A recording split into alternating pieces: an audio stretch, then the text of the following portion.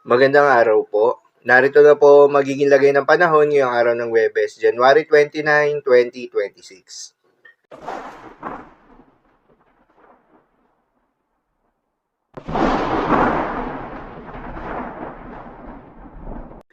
Sa kasalukuyan na tayong sa pag-asa, patuloy na umiiral itong northeast monsoon o hanging amihan at nakakaapekto sa malaking bahagi ng ating bansa, particular na sa buong bahagi ng Luzon at Visayas. Dahil dito ay asahan yung maulap na kalangitan na may kasamang mahihina hanggang sa katamtaman ng mga pagulan. At sa nalalabing bahagi pa nga ng ating bansa ay asahan naman yung bahagyang maulap hanggang sa maulap na kalangitan na may kalat-kalat ng mga pagulan o thunderstorms na dulot ng mga localized thunderstorms. Magandang balita naman dahil ayon sa pag-asa ay wala tayong binabantayan na low pressure area o bagyo sa loob o malapit sa Philippine Area of Responsibility na maring makaapekto sa ating bansa. Subalit maging handa tayo dahil sa susunod na linggo o sa unang linggo ng Pebrero ay may posibleng sama ng panahon na mabuo sa may southern portion ng Philippine Area of Responsibility na posibleng pumasok ng Philippine Area of Responsibility at lumapit rin ng Eastern Mindanao. Base yan sa pinaka-latest tropical cyclone threat potential forecast na inilabas ng pag-asa. Ang nasabing sama ng panahon ay mababa naman yung tsansa o nasa low chance pa na maging isang ganap na bagyo.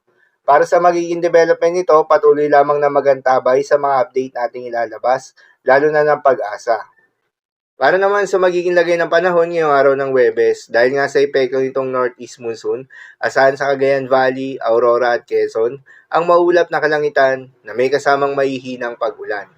Habang sa Mindanao, Eastern Visayas, Leyte at Southern Leyte ay asahan naman yung bahagyang maulap hanggang sa maulap na kalangitan na may kalat-kalat ng mga pagulan o thunderstorms na dulot ng mga localized thunderstorms. Posible rin ng mga pagbaha o pagguho ng lupa during severe thunderstorms. Madalas nabobo ang mga thunderstorms na ito tuwing hapon o gabi na nagtatagal ng 1 hanggang 2 oras.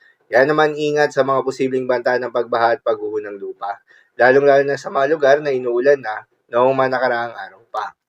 At sa Metro Manila at nalalabing bahagi pa ng ating bansa, ay asahan naman yung bahagyang maulap hanggang sa maulap na kalangitan na may kalat-kalat ng mga mahihinang pagulan na dulot ng northeast monsoon. Para naman sa magiging lagay ng mga dagat baybayin, ayon sa pag-asa ay wala tayong nakataas na gale warning sa anumang seaboards ng ating bansa, subalit iba yung pag-iingat sa mga papalaot ng mga kababayan nating mangingisda at yung may mga maliliit na sasakyang pandagat sa may seaboards ng Northern Luzon at Eastern seaboards ng Central at Southern Luzon, dahil inaasahan yung katamtaman hanggang sa malo na karagatan. Habang banayad hanggang sa katamtaman ng mga pag-alo naman sa nalalabing seaboards ng ating bansa. So yun lang po para sa lagay ng panahon ngayong araw ng Huwebes. Keep safe everyone.